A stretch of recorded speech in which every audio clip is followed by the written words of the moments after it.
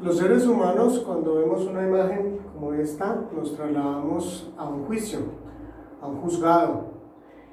Y seguramente estamos en nuestro interior también esperando y deseosos de que sea el juicio que sea, ese juicio sea justo. Y para esto se requiere que el juez sea un juez sabio, que luego sea justo y además sea imparcial. Es lo que esperamos, y con mayor razón si llegase a presentar una situación en nuestra vida en que tengamos que ser juzgados nosotros. En la historia de la humanidad hay juicios que se han hecho famosos, como este que vemos aquí, que es el juicio de Nuremberg. Es un juicio que se dio al finalizar la Segunda Guerra Mundial. Pero hay otros juicios famosos, como el de Sócrates, como el de Galileo Galilei, como el de Al Capone. Uno más reciente, seguramente lo recordamos, como el del Chapo Guzmán. Así entonces habrá otros juicios que seguramente cada uno de nosotros recordaremos, porque en la historia han marcado hitos importantes. Hoy vamos a tratar sobre un juicio que realmente tiene el lugar más importante en la historia, porque es un juicio muy sorprendente y es un juicio muy importante, y por eso la reflexión de hoy lleva el título El más sorprendente e importante.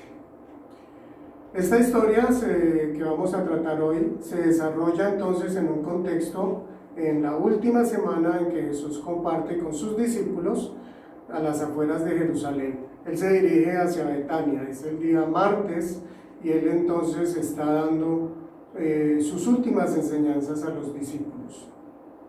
En estas enseñanzas, que adquieren una importancia mayor por ser el último tiempo que él va a estar con sus discípulos antes de la resurrección, él entonces les da algunos claves que nosotros también haríamos bien en tener en cuenta como creyentes. Una de ellas es que el tiempo del regreso de Jesús no lo conoce nadie, sino únicamente el Padre. Que además su regreso va a tardar, él va a llegar en un tiempo que muchos de los judíos que le seguían no se imaginaban.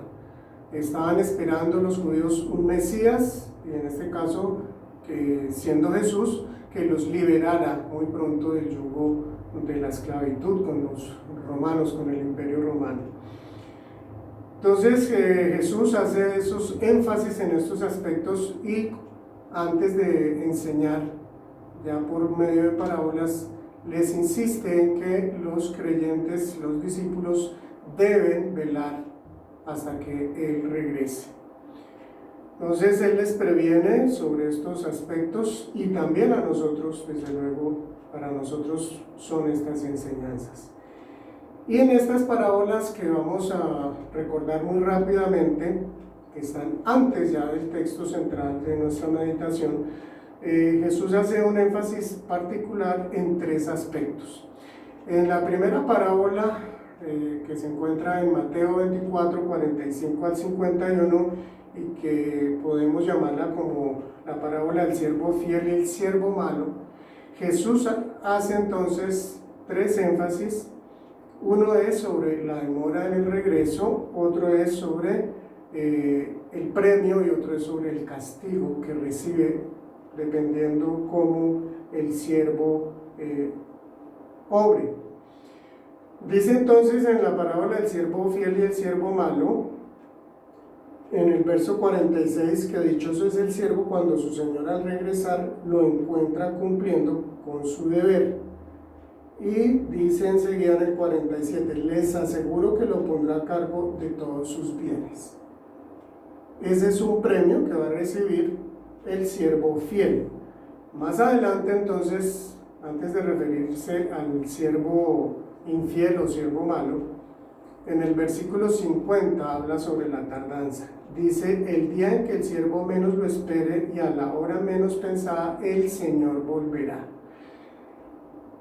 Entonces aquí se refiere al aspecto de la tardanza, que en la vida real, en la vida de Jesús mismo, tomará su tiempo para el regresar. En el verso 51 entonces habla sobre el siervo infiel o malo, y dice, lo castigará severamente y le impondrá la condena que reciben los hipócritas, y habrá llanto y rechinar de dientes.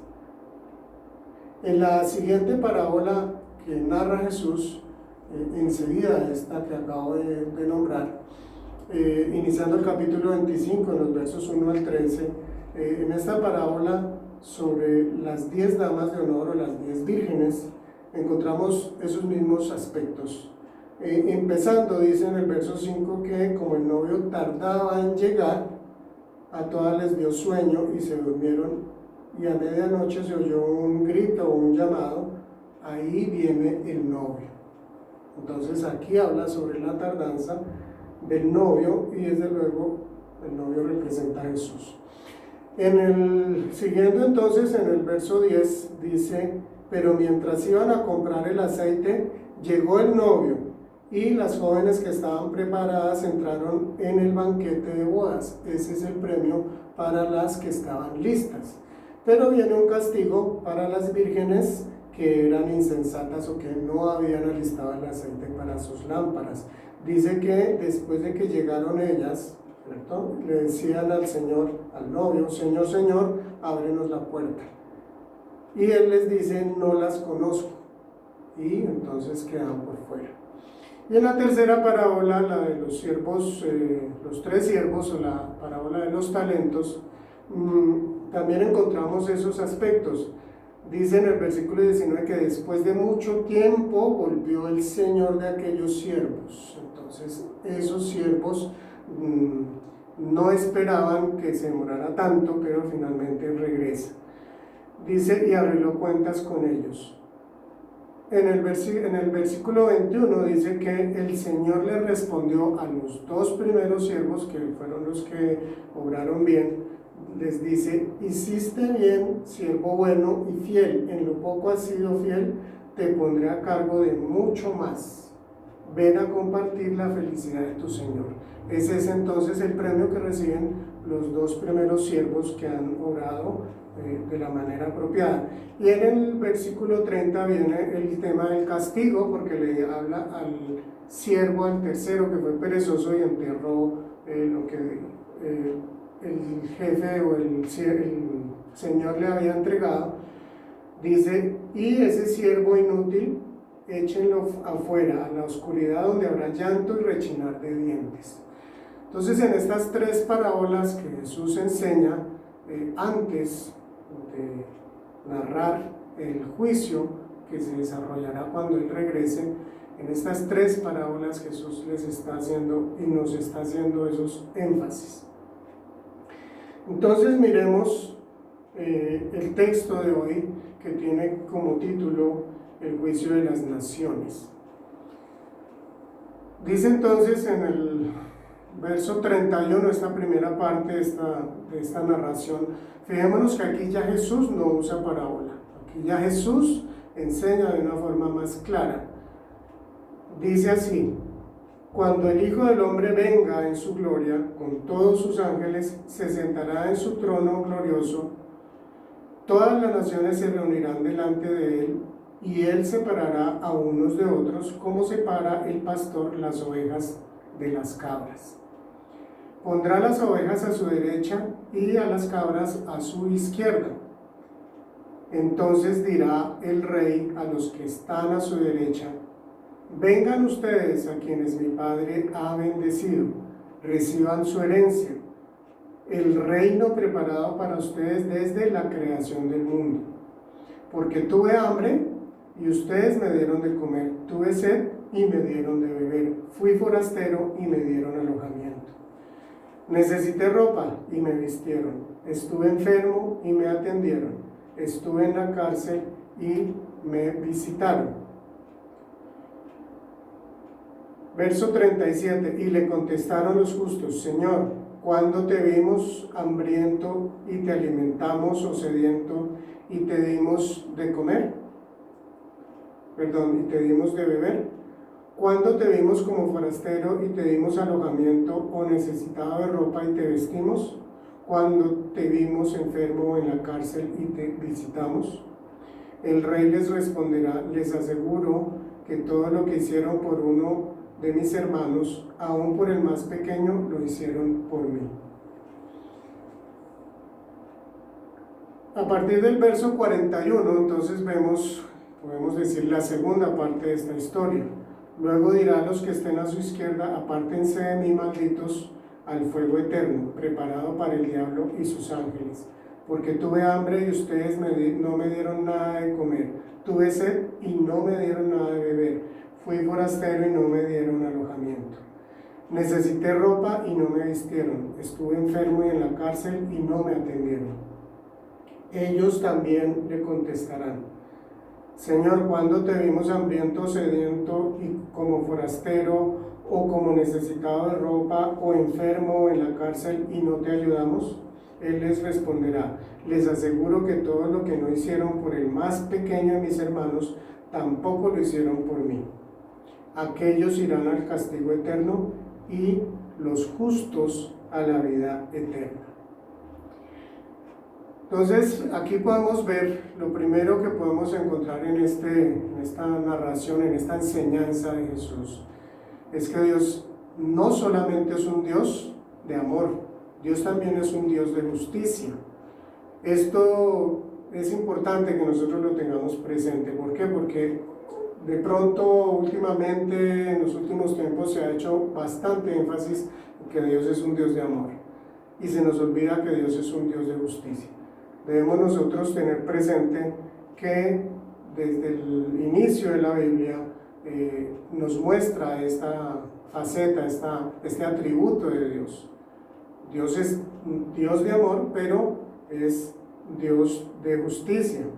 Empezando allí, Génesis capítulo 2, Dios le dice a Adán y a Eva, les da la instrucción, dice: puedes comer de todos los árboles del jardín, en el capítulo 2, verso 16, y en el 17, pero del árbol del conocimiento del bien y del mal no deberás comer. El día que de él comas, ciertamente morirás. Entonces aquí Dios establece algo muy claro, es la única provisión que les da a Adán y a Eva, que no deben de comer de este árbol. Y como consecuencia, lo vemos allí en el capítulo 3, Adán y Eva, como consecuencia de la desobediencia hacia Dios y su decisión de creerle a Satanás, al enemigo, entonces ellos son expulsados, y esto que Dios les había dicho se convierte en una realidad. Ellos son expulsados del Edén y desde luego entonces mueren espiritualmente. Ya su relación con Dios no es como la tuvieron hasta ese momento, directa, y además ellos entonces comienzan a ese proceso de envejecimiento y de muerte física, y vemos que eso que Dios había establecido se cumple entonces.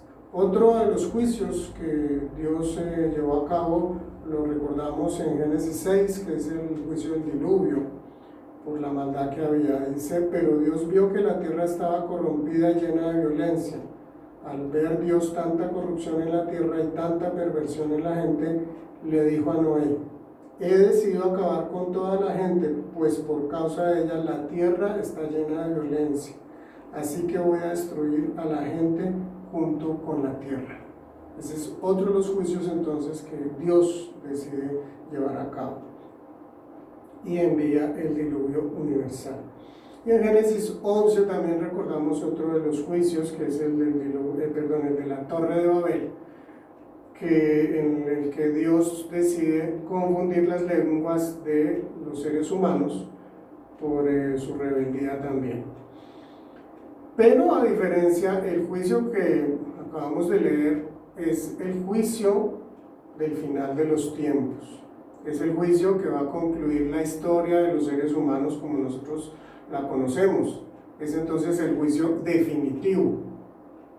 Después del juicio, por eso se llama juicio final, no habrá más juicios. Vamos entonces a responder algunas preguntas respecto a este juicio. La primera es: ¿quién es el juez? Nosotros, si nos fijamos en los primeros versículos, en el verso 31, y en el 34 y el 40 vemos que el juez es el Hijo del Hombre. Dice, cuando el Hijo del Hombre venga en su gloria. Está hablando entonces del Hijo del Hombre. Más adelante en el verso 34 dice, entonces dirá el Rey a los que están a su derecha, el Rey. Se refiere entonces Jesús a sí mismo aquí por primera vez, está diciendo claramente que Él es el Rey. Y más adelante en el 40 dice, el Rey les responderá. Entonces, el Hijo del Hombre, que es un título mesiánico que Jesús toma para referirse a Él, lo usa primeramente, empezando esta narración, cuando el Hijo del Hombre venga. Ese título mesiánico tiene que ver entonces con un texto que aparece en el libro de Daniel. Es un texto, como ya lo dije anteriormente, es un texto mesiánico, y dice así, Daniel 7 del 13 al 14. Miraba yo en la visión de la noche y vi que con las nubes del cielo venía uno como un hijo de hombre. Vino hasta el anciano de días y lo hicieron acercarse delante de él. Y le fue dado dominio, gloria y reino para que todos los pueblos, naciones y lenguas lo sirvan. Su dominio es dominio eterno, que nunca pasará, y su reino es uno que nunca será destruido. Este texto, que se refiere entonces al Hijo del Hombre, refiriéndose al Mesías, es el título que Jesús usa para él. Pero entonces, el término Rey le da claridad al lector o al que escucha esta narración que Jesús hace sobre el tiempo final, que Jesús, aunque vino en humildad esta primera ocasión, Él regresará con poder y con gloria. Dice en el verso 31, dice que se sentará en su trono glorioso. Y desde luego trono tiene que ver con rey. Así que la segunda venida de Jesús será en gloria, y será Jesús quien lleve a cabo ese juicio. Jesús ya les había revelado a sus discípulos en el Evangelio de Juan, capítulo 5, 22 y 23, respecto a su autoridad, les había dicho, el Padre no juzga a nadie, sino que todo juicio lo ha delegado en el Hijo, para que todos honren al Hijo como lo honran a Él. Así que Dios ya le había delegado esta tarea a Jesús, y Él tenía claro que Él es quien va a juzgar las naciones. En Mateo 16, 26 al 27, Jesús también había ya dado una revelación respecto a este mismo tema. Dice allí en Mateo 16, recordemos el contexto, es después de que Pedro acaba de reconocerlo como el Mesías, y luego ya Pedro entonces se deja llevar por sus emociones y por Satanás mismo. Se opone a Jesús cuando Jesús revela que él tiene que ir a Jerusalén a sufrir en manos de los líderes religiosos y morir para luego resucitar. Pedro entonces se opone y le dice que esto nunca suceda. Jesús entonces le dice a Pedro y a los discípulos en ese momento, ¿de qué sirve ganar el mundo entero si se pierde la vida?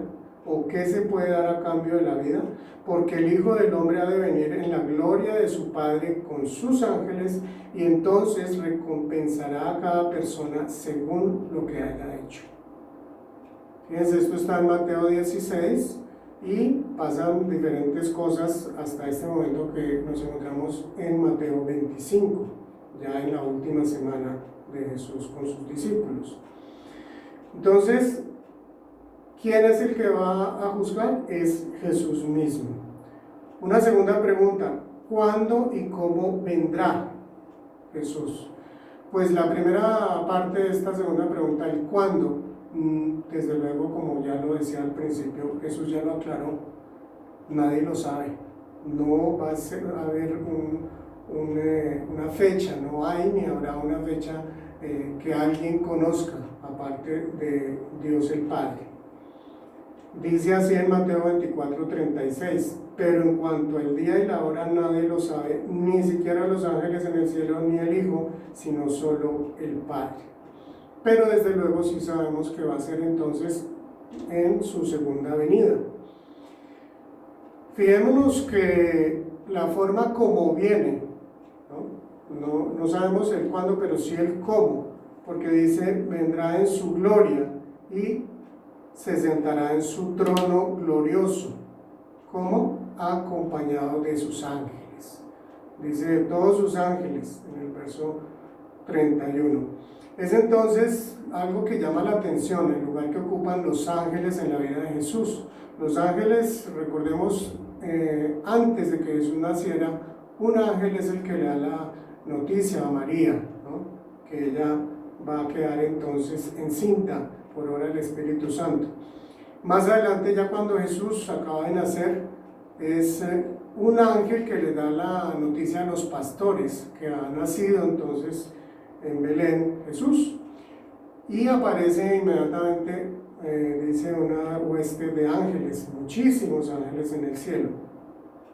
Más adelante, ya cuando Jesús está iniciando su ministerio y es tentado en el desierto por Satanás, dice que al terminar ya este tiempo de la tentación, hay ángeles que reciben a Jesús. Y en el huerto de Getsemaní, recordemos también, un ángel le fortalece allí en Lucas 22:43. Además, cuando Jesús resucita en Mateo 28:2, dice que un ángel removió la piedra, ¿no? Y se sentó sobre ella, la piedra del sepulcro.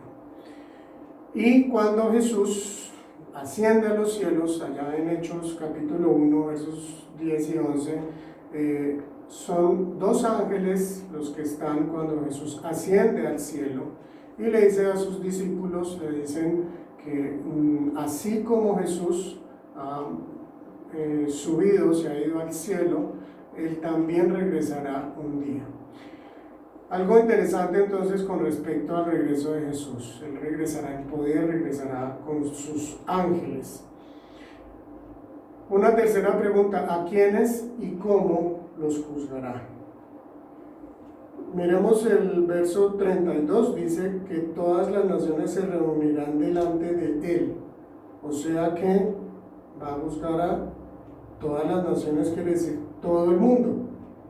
Todo el mundo, y no pensemos únicamente en los que están en ese momento, sino todos los seres humanos que han existido y que estén en ese momento también vivos serán juzgados, es decir, absolutamente todo el mundo. Dice, ¿cómo los juzgará? Pues separará a unos y a otros. Esto hace énfasis. Y como vemos en la gráfica, a un lado están el cabrito y a otro lado la oveja. El pastor entonces separará a un lado los cabritos y las ovejas del otro. Hace entonces un énfasis en el carácter tanto de los que están a la derecha como los que están a la izquierda. Las ovejas, debemos de saber que son los que representan a los que estarán a la derecha del Padre de Jesús, son animales obedientes, son dóciles, ¿cierto? En cambio los cabritos son inquietos, son rebeldes, son caprichosos, son desobedientes, ¿cierto? Esta separación entonces nos trae a recuerdo dos parábolas, una que es la parábola del trigo y la cizaña y otra que es la parábola de la red. Miren todas las similitudes que aparecen en estas parábolas. Las dos se encuentran en el capítulo 13 de Mateo. La primera, que es la del trigo y la cizaña, concluye así el Señor Jesús cuando Él está explicando esta parábola. Verso 40 dice, así como se recoge la mala hierba y se quema en el fuego, ocurrirá también al fin del mundo. El Hijo del Hombre enviará a sus ángeles y arrancarán de su reino a todos los que pecan y hacen pecar. Los arrojará al horno encendido, donde habrá llanto y rechinar de dientes. Así concluye entonces Jesús, explica la parábola del trigo y la cizaña. Y la de la red termina allí en el capítulo 13, versos 49 y 50, dice así: así será el fin del mundo, vendrán los ángeles y apartarán de los justos a los malvados, y los arrojarán al horno encendido, donde habrá llanto y rechinar de dientes. Entonces, Dios, Jesús, ¿a quién juzgará? A todos los seres humanos. ¿Y cómo lo hará? Separándolos, a la derecha y a la izquierda. La simbología que tiene la derecha o la izquierda en la Biblia, hacia la derecha es bendición. Implica que los que están a la derecha recibirán la bendición de Dios, recibirán el premio. Y a la izquierda, la maldición o el castigo. Una cuarta pregunta: ¿qué resultados o consecuencias habrá? Pues ya como lo hemos leído en el verso 34, dice: entonces dirá el rey a los que estén a su derecha: vengan ustedes a quienes mi Padre ha bendecido, recibirán su herencia, el reino preparado para ustedes desde la creación del mundo. Entonces Jesús a los benditos, a los que coloca a la derecha, que representa a los que son salvos, a los que son verdaderos creyentes, van a recibir entonces esa vida eterna en presencia, en compañía de Dios. Es entonces a partir de ese momento una relación más estrecha con el juez, con Jesús, que es quien está juzgando, entre el juez y el creyente. Entonces a partir de ese momento los creyentes compartirán por el resto de la eternidad con Jesús. En cambio, en el verso 41 y en el 42 vemos que hay una condenación. Se está refiriendo entonces a los cabritos. Dice entonces allí en el 42: apártense de mí, malditos, al fuego eterno preparado para el diablo y sus ángeles. Les dice malditos. Tengamos presente que aquí se está refiriendo entonces a los que no recibieron lo que Jesús vino a ofrecer, la salvación. ¿Qué es lo que nos muestra la historia de la humanidad, lo que nos narra la Biblia? Es que a partir de la desobediencia de Adán y Eva y de la expulsión del Edén, el ser humano va camino a la perdición. O sea, ya va camino al infierno, ya va camino a esa destrucción, a esa separación eterna de Dios. Jesús entonces lo que hará es, en el juicio, separar a los que son salvos, a los que salen de ese camino que va hacia la muerte eterna. Jesús entonces no es quien está condenando a los seres humanos. El ser humano tomó la decisión de vivir separado de Dios, de vivir aparte de Dios. Es por eso entonces que Jesús en Mateo 7, 21 al 23 hace un énfasis muy marcado. Es un texto que nos habla de la realidad y del peligro que hay de tener una religiosidad, algo aparente que en el fondo no tiene validez. Dice allí en Mateo 7, 21 al 23: no todo el que me dice Señor, Señor entrará en el reino de los cielos, sino solo el que hace la voluntad de mi Padre que está en el cielo. Muchos me dirán en aquel día: Señor, Señor, no profetizamos en tu nombre, y en tu nombre expulsamos demonios e hicimos muchos milagros. Entonces les diré claramente: jamás los conocí, aléjense de mí, hacedores de maldad. Este texto Jesús lo está diciendo ya antes de concluir el Sermón del Monte, y se encuentra enseguida de la enseñanza en la que Jesús está diciendo: por sus frutos los conoceréis. Es decir, que hay evidencias por las cuales podemos saber cuando un creyente realmente lo es o simplemente tiene una aparente religiosidad. Dice entonces que a los que están a la derecha, Dios los ha bendecido, ¿cierto? Dice que acercaos a mí, benditos de mi Padre. Y entonces Jesús está hablando de seres humanos que en sí mismos no pueden ser benditos. Los seres humanos llegamos a ser bendecidos solamente porque recibimos la bendición que Dios nos ha dado, ¿cierto? Allí en el verso 34 dice que el rey dirá a los que están a su derecha: vengan ustedes a quienes mi Padre ha bendecido. Esto lo dice antes ya de afirmar que ellos recibirán esa herencia, que es el reino que Dios preparó desde la eternidad.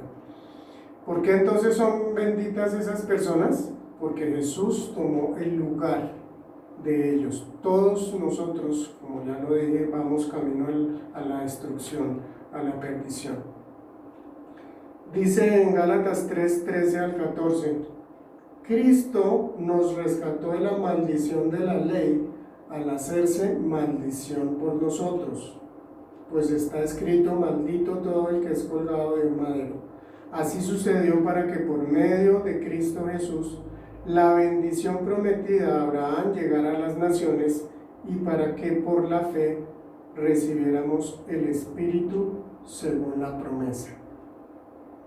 Cristo entonces, en este momento de su vida, Él sabe que Él va a la cruz y va a tomar el lugar no de todos los seres humanos indiscriminadamente. ¿Por qué? Porque la decisión la tomamos cada uno de nosotros, si decidimos aceptar ese sacrificio de Jesús en la cruz para recibir la vida eterna.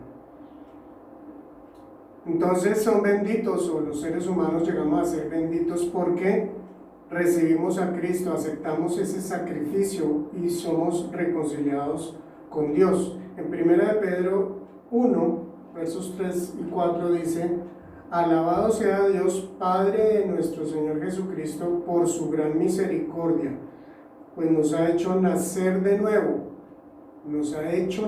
nuevo mediante la resurrección de Jesucristo, para que tengamos una esperanza viva y recibamos una herencia indestructible, incontaminada e inmarchitable.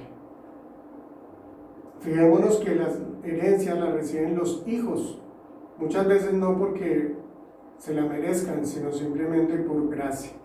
Es lo mismo que sucede entonces con esta herencia de la que habla Jesús en el verso 34. Dirá el rey a los que estén a su derecha: vengan ustedes a quienes mi Padre ha bendecido. Reciban su herencia, el reino preparado para ustedes desde la creación del mundo. Miremos también entonces un aspecto. ¿Por qué Jesús dice, respondiéndole tanto a los justos como a los malditos, que ellos recibirán lo que van a recibir porque fueron sensibles a la necesidad de los pequeños? Dice así el verso 40: les aseguro que todo lo que hicieron por uno de mis hermanos, aun por el más pequeño, lo hicieron por mí. Y el verso 45: les aseguro que todo lo que no hicieron por el más pequeño de mis hermanos, tampoco lo hicieron por mí. Aquí miremos que Jesús se está identificando con los suyos, con los creyentes, con su pueblo, con la iglesia. ¿Por qué podemos afirmar eso? Por ejemplo, recordemos el caso de Saulo de Tarso, el apóstol Pablo. Cuando narra su conversión allí en Hechos 9, Jesús se le aparece y le dice: Saulo, Saulo, ¿por qué me persigues? Y Saulo no estaba persiguiendo a Jesús, Jesús ya había muerto y ya había resucitado y ya había ascendido al cielo. Pero Saulo había estado persiguiendo a la iglesia de Cristo. Entonces, cuando Jesús le dice, ¿por qué me persigues?, él se está identificando con los creyentes, con su iglesia. Por eso entonces es que Jesús da esa respuesta: les aseguro que todo lo que hicieron por uno de mis hermanos, aún del más pequeño, lo hicieron por mí. Y asimismo le responde entonces a los que van rumbo a la perdición. Y un último aspecto a tener en cuenta es respecto a las obras, las buenas obras. Leyendo este pasaje y seguramente leyendo las parábolas, las 3 parábolas anteriores, si no hacemos una lectura seria, profunda, podemos llegar a una conclusión errada, que es que somos salvos por las buenas obras, y llegar a plantearnos que entonces hay que hacer buenas obras para que Jesús no me lleve al infierno. Este es un error de interpretación, porque no estamos teniendo en cuenta en general la teología de la Biblia, del Nuevo Testamento, lo que enseña respecto a la salvación. Fijémonos, por ejemplo, en Santiago capítulo 2, de los versos 14 al 18, afirma algo sobre la fe. Está hablando sobre la fe. Dice así: hermanos míos, ¿de qué le sirve a uno alegar que tiene fe si no tiene obras? ¿Acaso podrá salvarlo esa fe? Así también la fe por sí sola, si no tiene obras, está muerta. En el verso 18 dice: sin embargo alguien dirá, tú tienes fe y yo tengo obras. Pues bien, muéstrame tu fe sin las obras y yo te mostraré la fe por mis obras. Aquí entonces Santiago está haciendo una aclaración sobre la importancia de las obras, porque las obras evidencian que yo tengo fe. Fíjense que las obras entonces deben de ser, o son, la consecuencia natural del creyente, el verdadero creyente. Las obras llegan de una forma natural, por vivir, por comprender, por entender también ese gran amor que ha recibido de Dios, por el cual ha sido hecho hijo y ha sido entonces hecho salvo de esa vida eterna de perdición. Es entonces el creyente que llega a hacer las obras como consecuencia natural. Un ejemplo puede ser, podemos ver un árbol con naranjas, pero simplemente ese árbol, alguien decidió amarrarle las naranjas y seguramente sea incluso un árbol de peras. Entonces no es el hecho de ver las naranjas la garantía de que ese árbol sea lo que parece ser. Simplemente el árbol que verdaderamente es un árbol de naranjas llegará a dar sus naranjas en su tiempo. Asimismo, el creyente, si realmente lo es, hará esas buenas obras de las que nos está hablando aquí el apóstol Santiago. Fijémonos cómo habla el apóstol Pablo en Efesios 2, 8 al 10. Este texto es bastante claro, porque nos está diciendo lo que realmente, cómo nosotros llegamos a ser salvos y el lugar que ocupan las obras. Efesios 2, del 8 al 10. Dice: porque por gracia ustedes han sido salvos mediante la fe. Por gracia. Es un regalo mediante la fe. Esto no procede de ustedes, sino que es el regalo de Dios. No por obras para que nadie se jacte. Entonces hasta aquí está diciendo, no es por las obras que algún ser humano llega a ser salvo. Es por la fe. Ese es el regalo que Dios nos da cuando tenemos fe en Jesucristo. ¿Por qué? Porque si nosotros consideramos que es por obras que vamos a ser salvos, llegamos a ser orgullosos y a considerarnos mejores que otros y que merecemos la salvación, que Jesús o que Dios mismo debe salvarnos porque somos buenos. Y esa es una gran mentira, es un gran engaño que nosotros mismos desarrollamos en nuestra mente. No, nosotros no podemos llegar a ser buenos en la medida que Dios lo exige, no. Para llegar a ser salvos, no. Solamente llegaremos a ser salvos en la medida en que nosotros aceptemos el sacrificio de Cristo en la cruz, en que nosotros permitamos que Jesús nos renueve, que el Espíritu Santo nos haga nacer de nuevo. Miren cómo termina aquí este pasaje en Efesios 2. El verso 10 dice: porque somos hechura de Dios. ¿De quién está hablando aquí? De los creyentes. Los creyentes somos hechura de Dios, creados en Cristo Jesús, o sea, renacidos, ¿cierto? Para buenas obras. Repito, porque somos hechura de Dios, creados en Cristo Jesús para buenas obras, las cuales Dios dispuso de antemano a fin de que las pongamos en práctica. Así que, muy importante tener esta claridad. No es que yo, como soy creyente, debo entonces ahora empezar a hacer buenas obras porque me toca. No es así. Es que por mi relación con el Señor, por ese amor que Él me ha mostrado, por haberme hecho nacer de nuevo, por haberme hecho una nueva creación, por tener el Espíritu Santo en mí, tengo un amor y una sensibilidad especial hacia las necesidades de otros y en especial hacia las necesidades de los creyentes. Es por eso entonces la importancia que tiene este aspecto, porque si lo entendemos mal, llegamos a hacer lo que hicieron los fariseos. No nos preocupamos por nuestro interior, por nuestra vida, nuestra relación con Dios, sino simplemente estamos mostrando, queriendo aparentar que somos muy santos, muy espirituales, muy cercanos a Dios.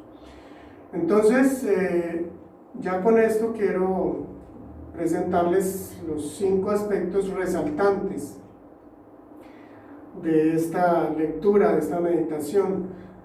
Tengamos presente, por favor, no es esto exhaustivo, no son los únicos aspectos. Seguramente el Señor a usted le muestra también otros detalles, otros aspectos. Pero estos 5 son algunos de esos aspectos resaltantes. El primero, Dios es Dios de amor, pero también es Dios de justicia.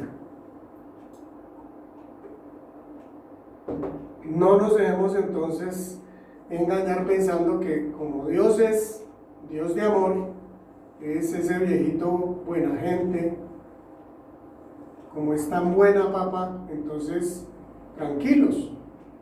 No, recordemos que Jesús dijo que debemos velar y orar, debemos estar atentos, vigilantes, cuidando esa relación con Jesucristo, porque Él es un Dios de justicia también. La segunda, nací, es una frase que creo que dice bastante de lo que trata el texto de hoy. Nací cabrito, pero en Cristo puedo nacer de nuevo como oveja. De eso se trata el Evangelio. Ese es el Evangelio, son las buenas nuevas, que tú y yo y cualquier ser humano que quiera aceptar este regalo de Dios, el sacrificio de Jesús en la cruz, el darnos esa oportunidad de nacer de nuevo, entonces me permite que el destino eterno sea diferente, que ya no vaya yo hacia la perdición eterna, sino que pueda disfrutar y compartir con Dios la eternidad. El tercero dice, el juicio final lo llevará a cabo el único ser justo, sabio e imparcial.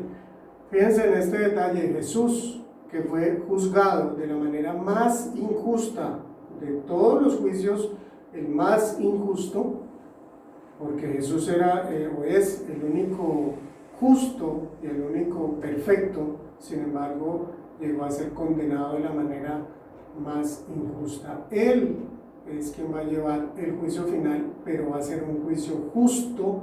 Además va a estar obrando en la sabiduría perfecta de Jesús y su absoluta imparcialidad.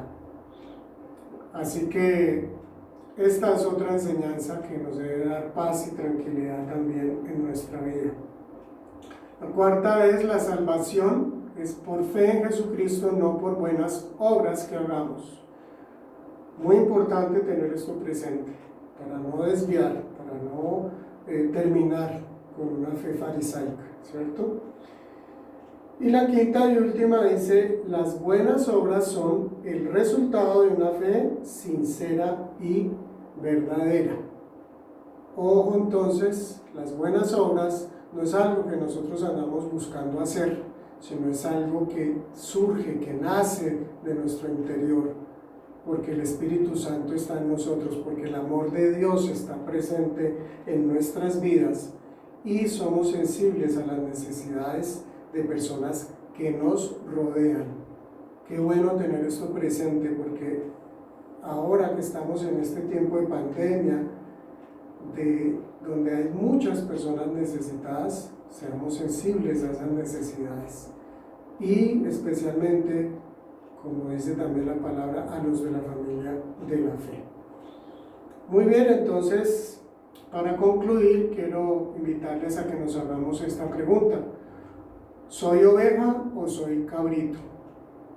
Y especialmente si usted se considera oveja, bueno, si usted sabe que no ha recibido al Señor Jesús, debe usted de tener claridad que usted es considerado como ese cabrito de esta historia. Pero que si usted quiere ser oveja, entonces el camino es Jesucristo. Como Él dijo, yo soy el camino, la verdad y la vida, nadie va al Padre sino por mí. El único camino es Jesús.